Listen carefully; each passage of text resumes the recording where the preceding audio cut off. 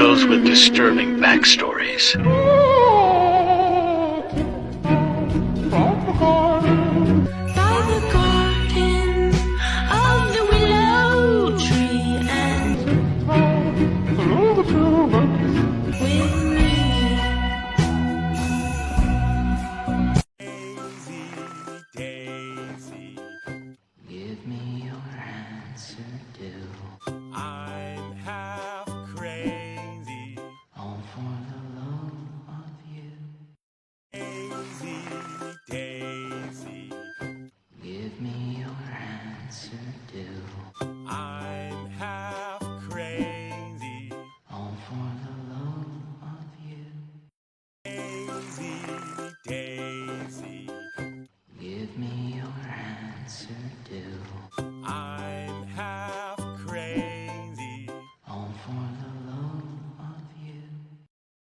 Pictures with disturbing backstories. Part 3. The picture above me was taken inside the Chernobyl nuclear power plant, and the bit of material there is known as the elephant foot. The massive piece of corium is still radioactive to this day, and it's causing the static you can see in the picture above me. 1/10 of the radiation that's producing could kill someone within the hour. Within 30 seconds of being around the elephant's foot, you'd start to feel dizzy and fatigued. And if you spent just 2 minutes in close contact with the elephant's foot, your cells would begin to hemorrhage. And within just 5 minutes of being in close proximity to the elephant's foot, you would be dead. Make sure to follow for more. Things that bother you, they never bother me. I feel happy and fine, living in the sunlight, loving in the moonlight, having a wonderful time. Haven't got a lot, I don't need a lot, coffee's only a dime. Living in the sunlight, loving in the moonlight, having a wonderful time. Daisy, give me your answer, do. I'm half crazy, all for the love of you. Daisy, Daisy, give me your answer, do.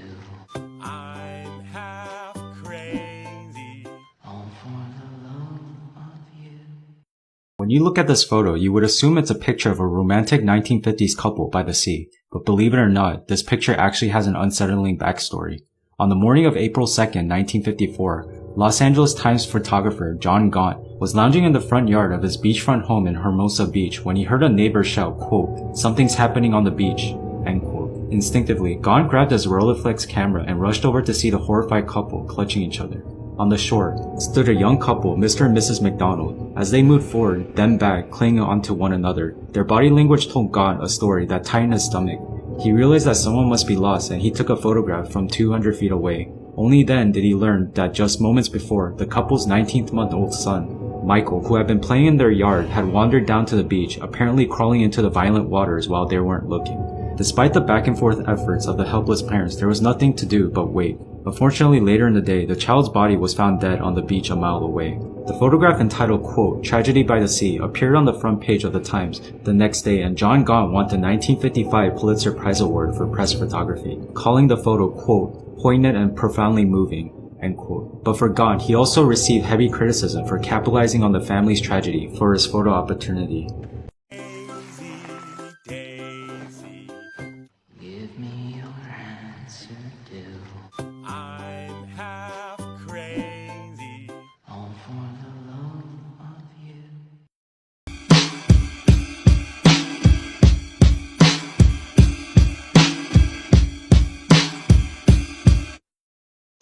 There's something bad about to happen to me. The photo behind me looks pretty normal, right? Lizanne Froon and Chris Kremers managed to document their experience of getting lost in a jungle in Panama. This was the last seemingly normal photo that they had taken, and when they took this photo they were likely already lost without realizing it. They got lost because they went a little too far off the path. It took many months of searching, but they eventually did find parts of their bodies scattered around the jungle. Daisy, Daisy, give me your answer, do. I'm half crazy.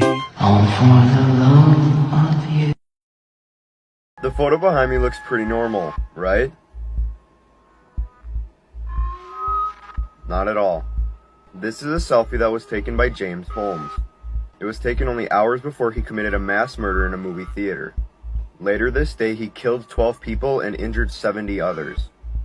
On November 17, 1955, Maria Callas gave a triumphant performance in Chicago's Civic Opera House. However, the real drama began after the opera was over. U.S.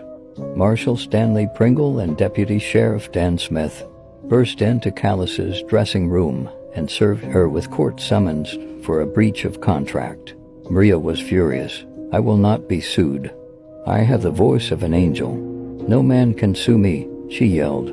The photograph perfectly conveys the intensity of the moment at the time and after the image made its way to the press. Maria Callas was dubbed the Tigress. After the incident, the great diva of the opera vowed to never return to the Windy City again. Thank you for watching. Follow for more. Your time is running out, you better run and hide. You and that, and I just spit insecticide. We ain't built the same, I'm a one of one. I'm a winner with a vision shining like the sun. And you can never block it, you a Von and Rocky. I push the pedal to the floor and you can never stop me. Never settle.